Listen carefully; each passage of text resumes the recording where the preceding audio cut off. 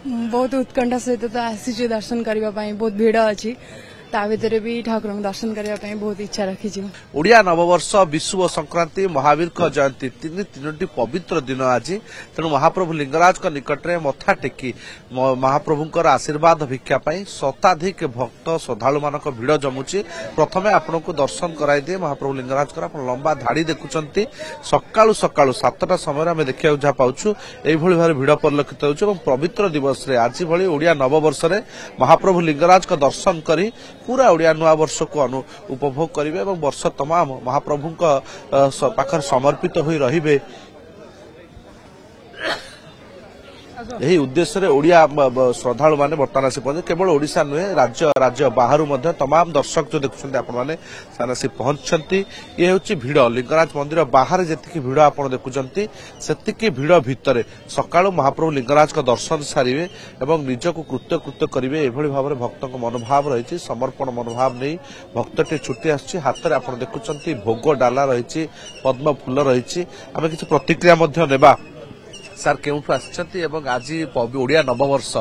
महाप्रभु को दर्शन करेंगे समस्त को नववर्षर ओडिया वर्षर अभिनंदन।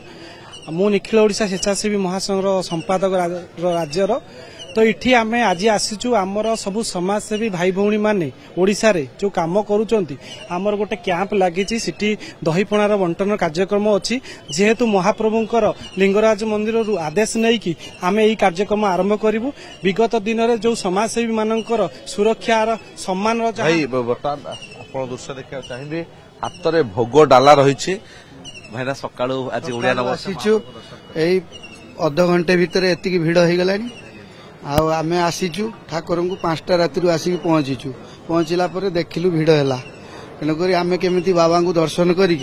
भगवान को मुंड मारिक आज बहुत बड़ दिन तेणुक आमको केमी भगवान पार करू परिवार आसी सकाळु जाई सारे आम पुणी आसीचु आ माँ हाथ में भोग डाला धरी प्रभु दर्शन भक्तिर मनोभाव सहित आम आसीचु भगवान सहित दर्शन करके आम जीवु आ शुणुले भक्त प्रतिक्रिया जितेबाला ओडिया नववर्ष आरंभ हम आज दिन से आज दिन महाप्रभु लिंगराज कहीं नुहे मैडम केते उत्कंठा रही महाप्रभु लिंगराज को दर्शन कर नुआ वर्ष आरंभ कर बहुत उत्कंठा सहित तो आसी दर्शन करने बहुत भिड़ अच्छी ता भितर भी ठाकुर दर्शन करने बहुत इच्छा रखी। लंबा लाइन रहा सत्य भक्ति किसी बाधा सृष्टि ना लाइन हेले भक्ति रे कौन बाधा सृष्टि हेनी तथापि खुशी लगुच आम भगवान पाखे आसचु आज बोली दिन गरम भी आज देखु कि भाव में भक्तंकर से भावना जे लंबा धाड़ी रही सत हेले महाप्रभु प्रति से समर्पण मनोभाव तो से कौन प्रकार कमी आसीनी मंदाकिनी जितेबाला प्रभु निकट को आसुंच भोगराग तो रही मनरे से भक्ति नहीं आसुंच सकाळु आप देखु भुवनेश्वर पाग बेस रही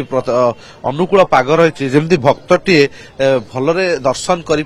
जो खरा रही जो ग्रीष्मर प्रकोप कमी जाइए सते जमी लगुच महाप्रभु उपरे छाई सृष्टि कर